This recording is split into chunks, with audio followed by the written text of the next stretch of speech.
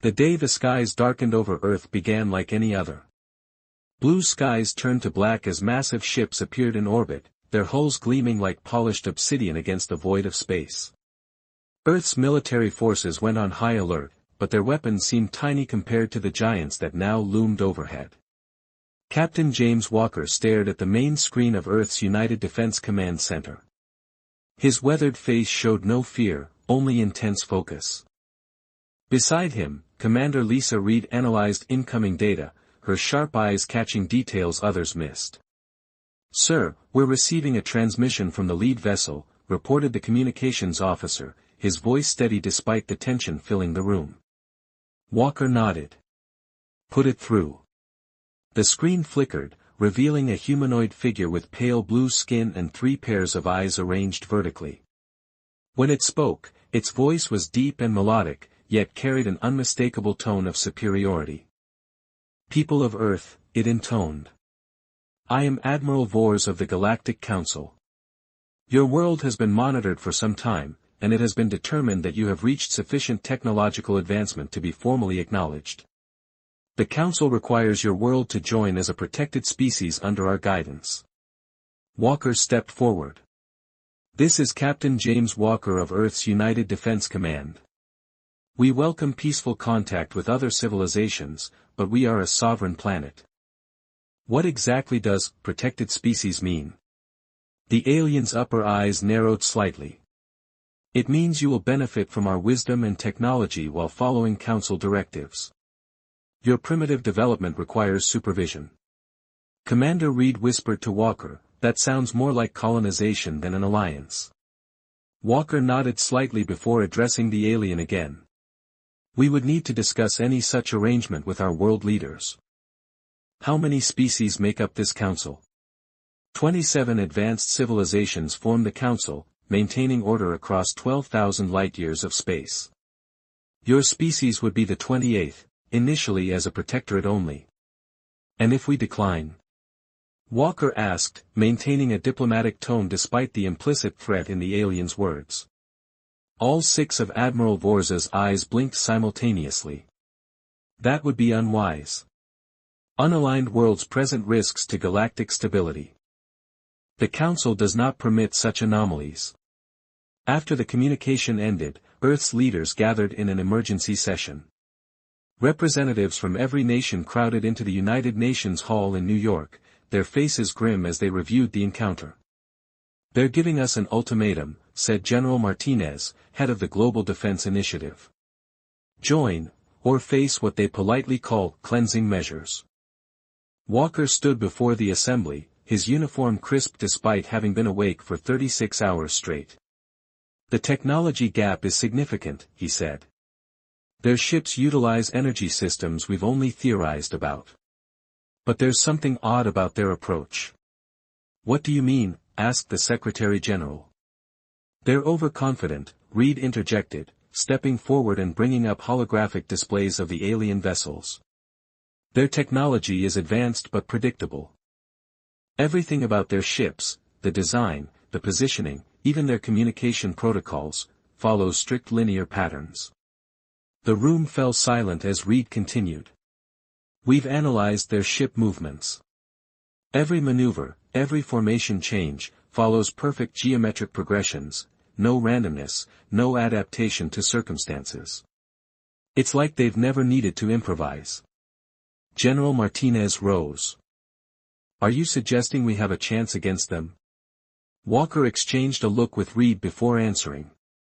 "I'm suggesting that Project Thunderbolt might be our only hope." Murmurs spread through the assembly. Project Thunderbolt had been Earth's best-kept secret for 15 years, a revolutionary starship built using principles that defied conventional physics. "The Chimera isn't ready," said the science director. "We've only run 3 test flights in deep space. The chaos drive is still unpredictable." "Unpredictable might be exactly what we need," Walker replied. The debate raged for hours, but in the end the decision was made: Earth would appear to negotiate while secretly preparing its one wild card. 3 days later, Walker and Reed found themselves aboard the Council's command ship, escorted by tall, silent guards with skin like polished marble. The corridors were perfectly straight, every junction formed precise right angles.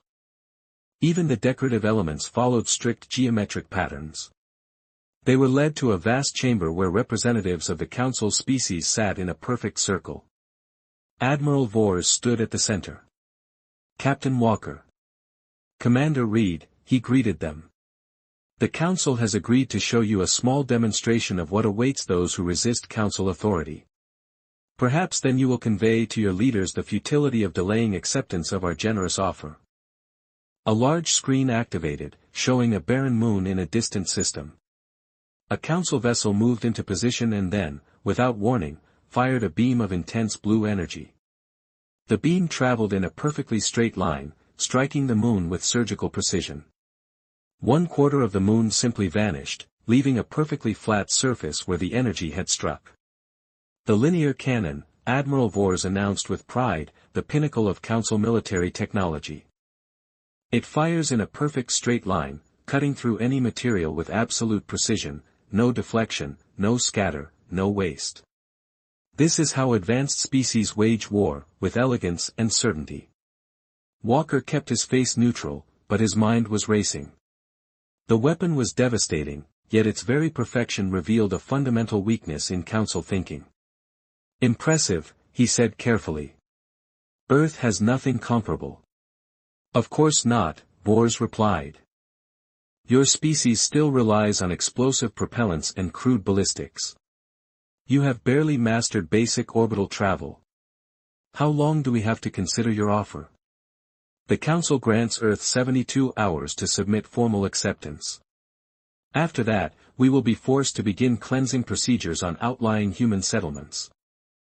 As they were escorted back to their shuttle, Walker whispered to Reed, "Did you notice?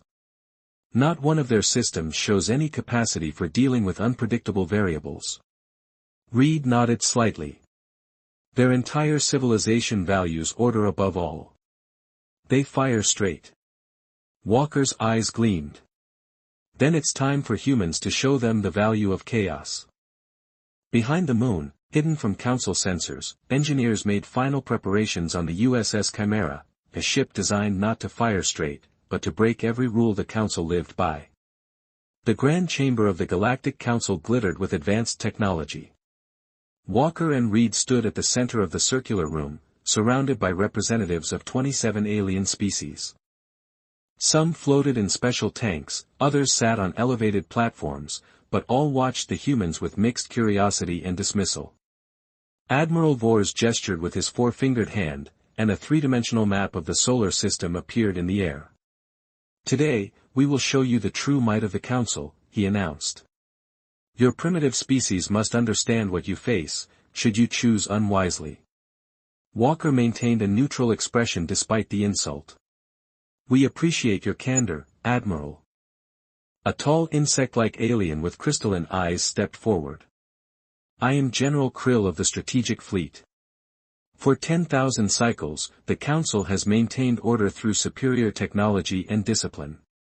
His mandibles clicked as he spoke. The demonstration will begin shortly. Reed studied the alien representatives carefully. Despite their different biologies, they all shared an almost religious reverence for order and symmetry. Even their seating arrangement formed perfect geometric patterns. Outside the massive mothership, smaller vessels moved into formation. The humans and Council representatives watched through a view screen that showed a section of empty space near Jupiter. We have positioned a target drone at a distance of 1 astronomical unit, General Krill explained. Observe true power wielded with perfect precision. 3 Council ships aligned themselves in a triangle formation. Energy began to build between them, forming a web of light that pulsed with increasing intensity. The linear cannon requires 3 ships for maximum effectiveness, Admiral Vors explained. Each vessel provides one component of the firing solution. Absolute coordination is required, something only truly advanced species can achieve. The energy reached a critical point and then shot forth as a perfect beam of blinding blue light. It traveled in an absolutely straight line, unnaturally so, as if the very concept of deviation had been erased from physics. When it struck the target drone, the small ship didn't explode, it simply ceased to exist, leaving a perfectly cylindrical void in space. The linear cannon doesn't merely destroy, Vors continued, pride evident in his voice. It removes matter from existence by severing the quantum bonds between particles. No debris, no radiation, no aftermath, only perfect deletion. Walker exchanged a quick glance with Reed. Most impressive, he said. May I ask how the targeting works? General Krill seemed pleased by the question. The linear cannon can only fire in a perfect straight line. Once the three ships establish the firing solution, it cannot be altered. This is why precise positioning and mathematical perfection are the foundation of Council military doctrine. And if the target moves? Reed asked innocently. Several Council members made sounds that might have been laughter. In space warfare, true technological superiority removes the need for unpredictability, Vors said condescendingly. Our targeting computers can calculate an object's movement with perfect accuracy, allowing us to position our forces where the target will be, not where it is. Fascinating, Walker said, mentally cataloging the tactical weakness this revealed. Your approach to warfare is certainly different from Earth's military history. Admiral Vors tilted his head. Different? No, Captain, superior. Your species still relies on chaotic tactics and wasteful explosives because you lack the ability to achieve perfection. The demonstration continued as the Council ships performed increasingly complex maneuvers, always in perfect geometric patterns. They destroyed asteroid fragments with surgical precision, carving them into perfect cubes and spheres with their energy weapons. During a short break, Walker and Reed were escorted to an observation deck. Reed whispered, "They're showing off." Walker nodded slightly. "And telling us exactly how they fight. Notice how every ship moves in predictable patterns, how their formations never adapt to changing circumstances. They've never faced an enemy that survived long enough to require adaptation," Reed replied. "Their weakness is their rigidity." A soft chime indicated the demonstration was resuming. This time, Admiral Vors himself guided them to a different section of the mothership. "You will now witness our fleet coordination capabilities," he announced as they entered a vast chamber lined with viewing ports. Outside, hundreds of Council ships moved in perfect unison, forming complex three-dimensional patterns that shifted and realigned with mathematical precision. It was beautiful, but eerily mechanical. Each vessel knew its exact position relative to every other ship. "There is no confusion, no chaos, in our operations," Vors explained. "This is why the Council has remained undefeated for millennia." Walker studied the formations carefully.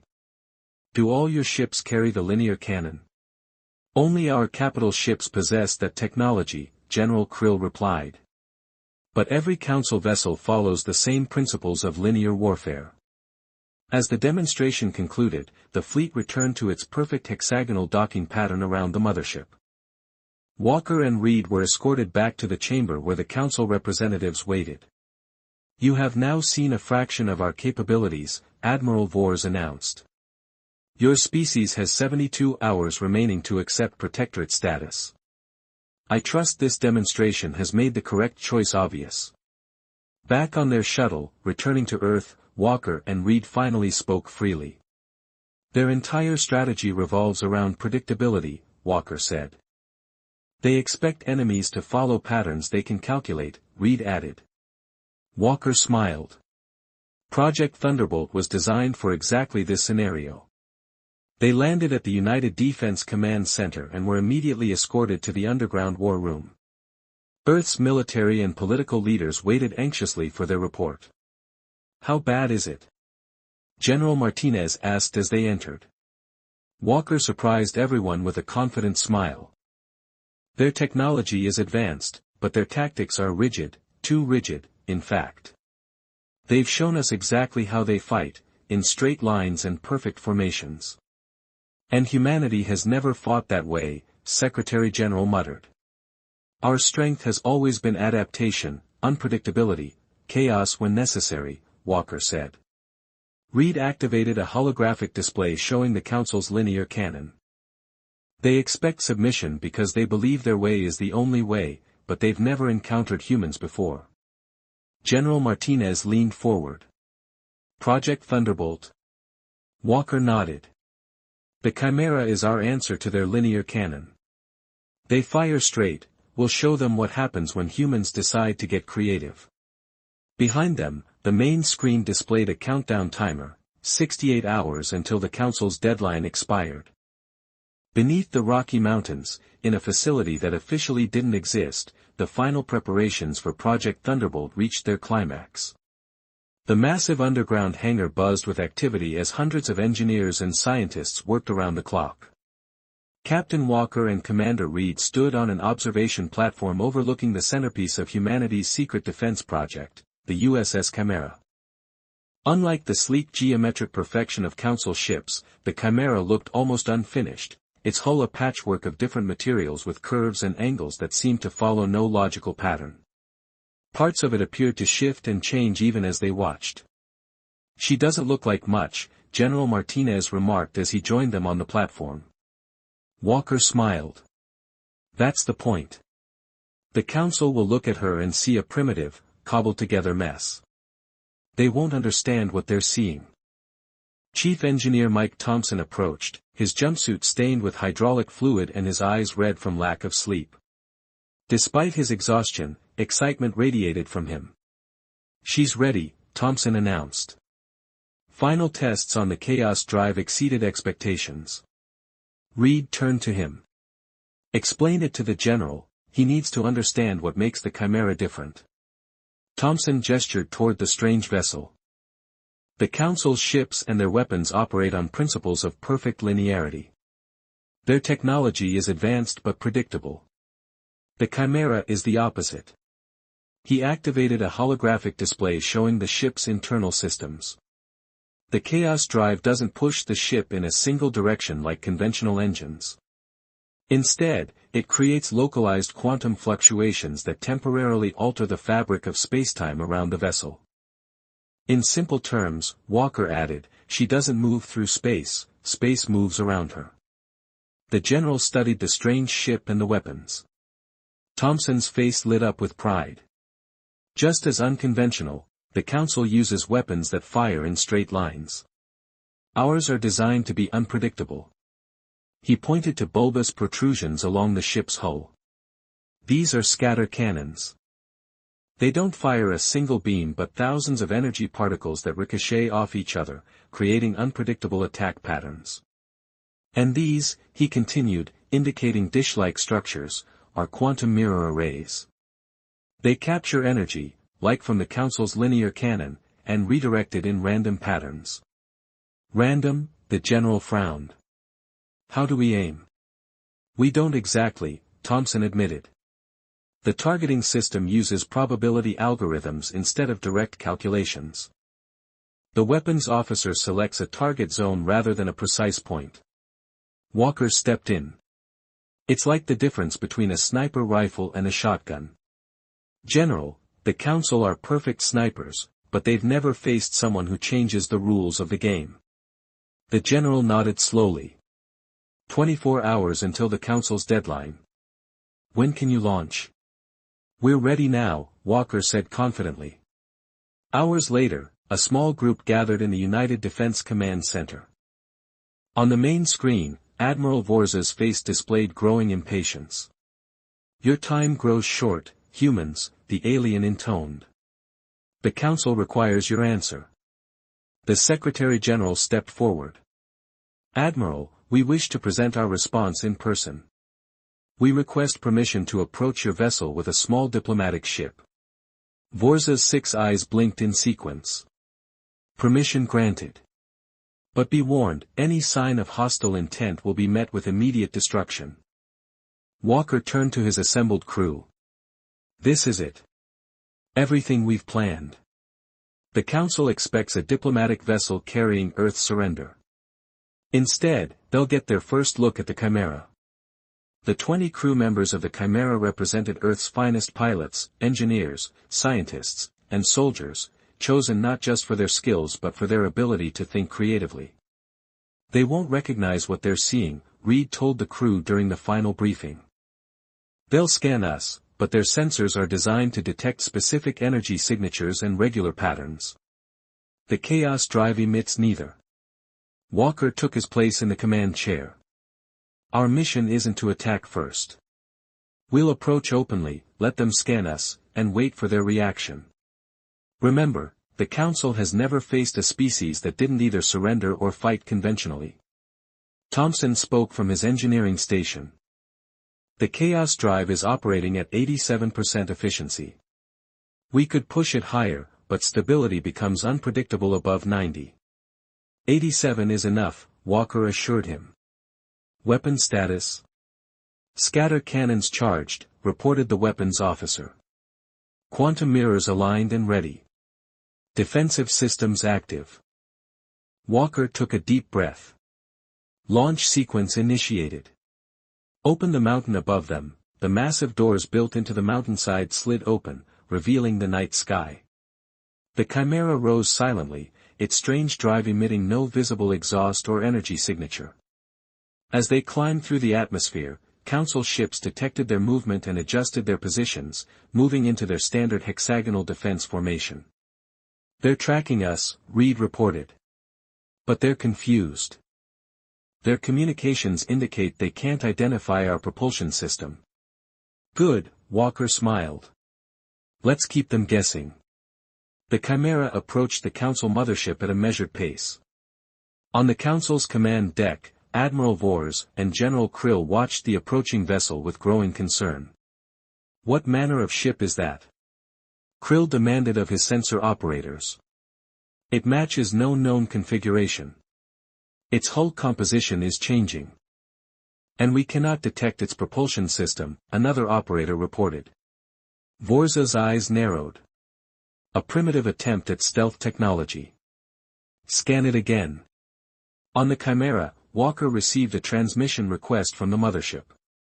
He ordered it to be opened. Admiral Vors appeared on screen, his expression a mixture of confusion and disdain. Captain Walker, this is not a diplomatic vessel. It is today, Walker replied calmly. Admiral, I present the USS Chimera, Earth's first true starship. Vors studied the strange vessel on his scanners. This contraption is what you present to the Council. It appears barely capable of spaceflight. Appearances can be deceiving, Walker said. Allow us to show you the Chimera's capabilities before we continue diplomatic discussions. General Krill moved into view beside Vors.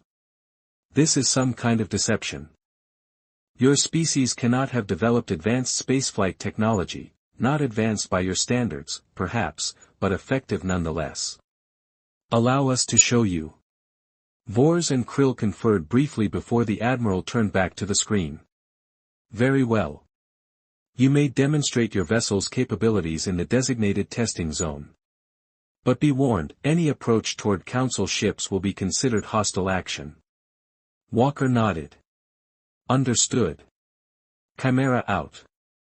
As the transmission ended, Walker turned to his crew with a grim smile. They're underestimating us, exactly as we hoped. Now let's show the Galactic Council what happens when humans decide to fight back. The Chimera moved toward the testing zone, its path a series of erratic, impossible turns. Council ships maintained their perfect formation, ready to fire their linear cannons at the first sign of threat. On the Chimera's displays, Walker watched them. Their greatest strength is their greatest weakness, he observed. They can't adapt their tactics. Helm, execute pattern alpha, he ordered. The helmsman tapped her controls, and the Chimera began to move. Unlike the straight lines and perfect arcs of Council ships, the Chimera's path zigzagged through space, changing direction without warning. On the mothership, sensor operators grew increasingly confused. Admiral, we cannot predict its movement pattern. Our targeting systems can't establish a firing solution. General Krill slammed a clawed hand on the console. Impossible. All objects follow predictable paths through space. Not this one, an operator said. It's changing vectors without conventional thrust. Krill's expression darkened. They've never faced an enemy that survived long enough to require adaptation. Vors studied the display carefully. What are they doing? A simple trick, Walker thought. Deploy observer drones, Krill ordered. Small spherical drones launched from the Council ships, surrounding the Chimera in a perfect grid pattern. Each drone emitted scanning beams to build a complete model of the human ship. On the Chimera, Reed monitored them. They're scanning us with standard spectrum analyzers. They're trying to map our movement patterns. Walker nodded. Time to show them why that won't work. Thompson, bring the Chaos drive to 75% and execute pattern beta. Chaos drive to 75%, Thompson confirmed from engineering. The Chimera suddenly blurred, seeming to be in multiple places at once. The Council's scanning beams passed through empty space as the ship phased in and out of position. They're confused, Reed reported with a smile. Their drones are recalibrating, trying to lock on. On the Council command ship, alarms sounded. We've lost tracking. The vessel is flickering. Vors demanded, explain. It appears to exist in multiple positions simultaneously, the operator said. Our scanners cannot determine its true location. General Krill roared in anger. This defies physics. Deploy the linear cannon array. We will end this demonstration with a display of true power. 3 Council battleships moved into triangle formation, their energy systems beginning to charge for a devastating linear cannon shot. On the Chimera, alarms sounded. They're deploying their linear cannon, Reed warned. Walker remained calm. Just as we expected. Reed, are the quantum mirrors ready? Yes, Captain, all arrays online and tracking the energy buildup. Walker opened a channel to the Council ship. Admiral Vors, we detect your weapons charging. Is this part of the demonstration as well? Vors's face appeared on screen, his 6 eyes narrowed. Your vessel's unusual movement patterns are concerning, Captain. The Council must verify that this is not a prelude to hostile action. Walker raised an eyebrow. By firing on us? The linear cannon will pass near our vessel, demonstrating your precision, unless you wish to end this charade and accept the Council's authority. The beam will pass harmlessly, Vors replied. Proceed, if you dare. Walker nodded. As you wish. The 3 Council ships completed their firing alignment. Energy built between them, forming the now familiar web of light. They targeted a point where they predicted the Chimera would be. On my mark, Walker said. Helm, execute pattern Gamma. The linear cannon reached full charge. A perfect blue beam shot forth, cutting through space exactly where the Chimera would have been if it followed normal physics. But at Walker's command, the Chimera folded space around itself, reappearing instantly at a different location. The beam passed through empty space. On the mothership, stunned silence fell. It evaded without changing course or accelerating, a tactical officer finally reported. General Krill's voice rose in anger. Impossible. Recalibrate and fire again. The Council ships began to reposition for another shot, but they moved with the same predictable precision as before. Walker observed on the Chimera's displays. Their greatest strength is their greatest weakness. They can't adapt. Helm, take us on approach vector delta. Let's give them a real challenge. The Chimera accelerated toward the Council formation. Its path a series of impossible turns and sudden shifts, the Council ships tried to track it but their targeting systems weren't designed for such unpredictable movement. They're firing again, Reed warned, as the linear cannon charged once more. This time, Walker ordered, activate quantum mirrors.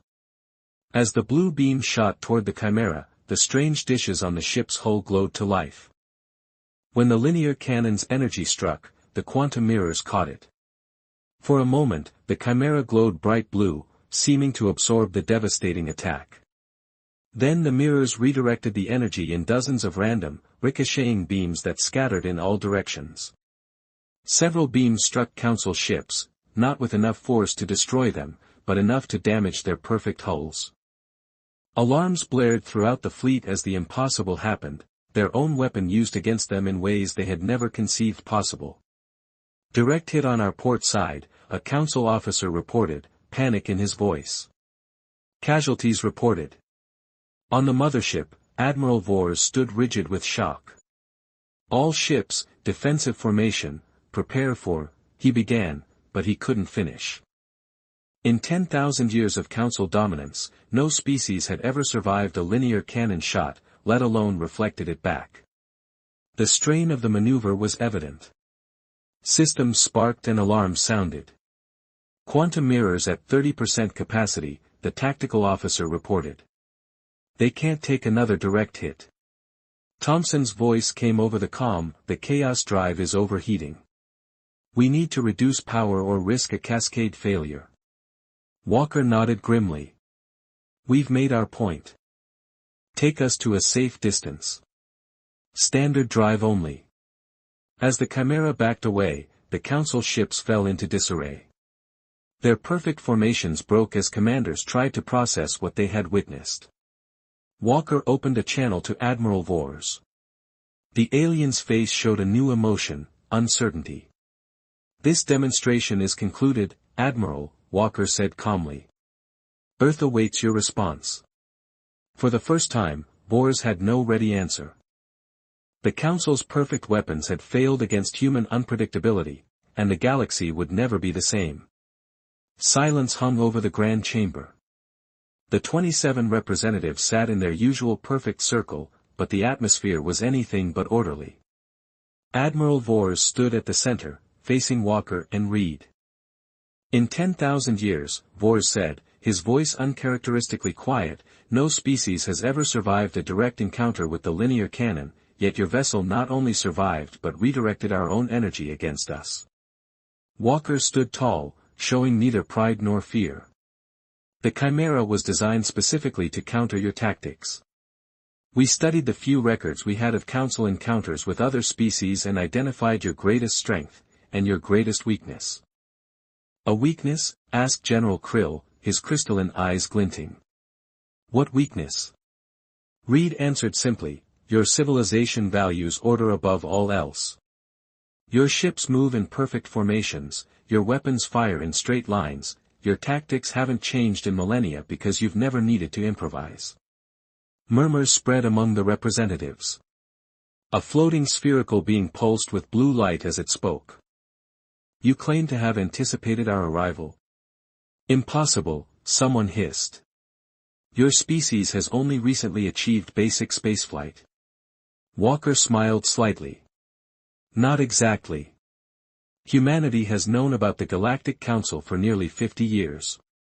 Humanity has known about the Galactic Council for nearly 50 years, Walker continued, his voice steady.